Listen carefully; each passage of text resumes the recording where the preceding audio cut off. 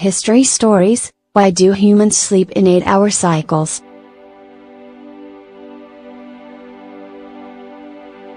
Get your 8 hours.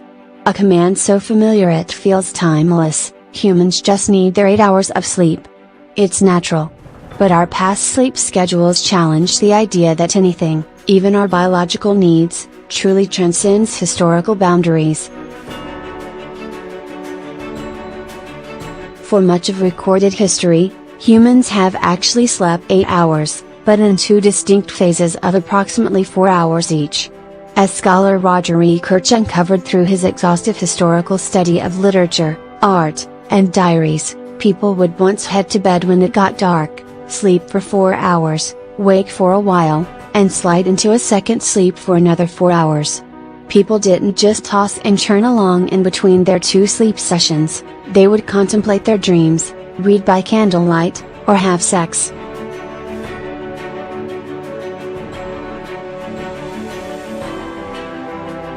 Writers from Livy to Plutarch to Virgil to Homer all referred to this structure, as well as medieval Christian and African tribal cultures. But the phasic sleep pattern, which was governed by the natural timing of nightfall and sunrise, didn't last in the modern era.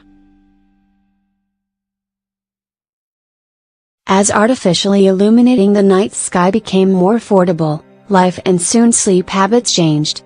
50 European cities introduced tax-supported street lighting by 1700 and made it safe and socially acceptable to move about publicly after dark, a time of day that had previously been considered the domain solely of prostitutes and other suspicious characters.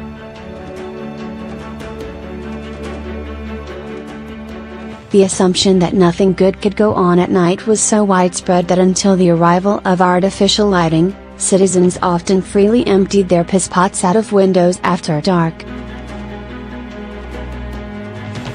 In the United States, Baltimore became the first city to be lit by gas in 1816, a century later, electricity in streets and in growing numbers of homes meant nightfall no longer ensured the inescapable darkness that had dictated beginning one's first sleep soon after. Going out at night became a fashionable social pastime, pushing bedtime later and bringing the two separate sleep phases closer to the single stretch we know today.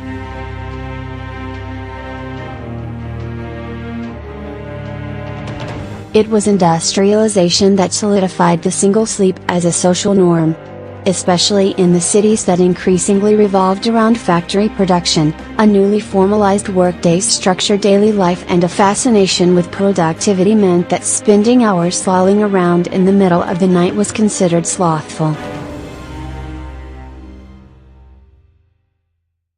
School schedules also became increasingly standardized, and as early as the 1820s, parenting books advised promptly weaning children from the two-sleep pattern. By the late 19th century in the United States, school attendance was compulsory, creating yet another cultural pressure to conform to this new sleeping schedule.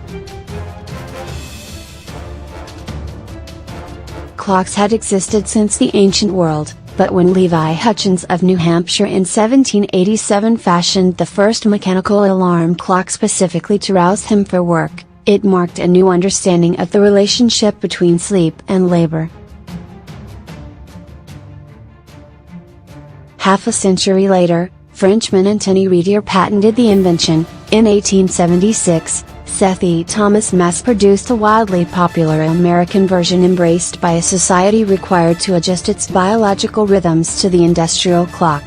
By World War II, the U.S. Office of Price Administration reluctantly lifted a production ban on emergency alarm clocks since workers with broken devices were sleeping through factory shifts crucial to the war effort.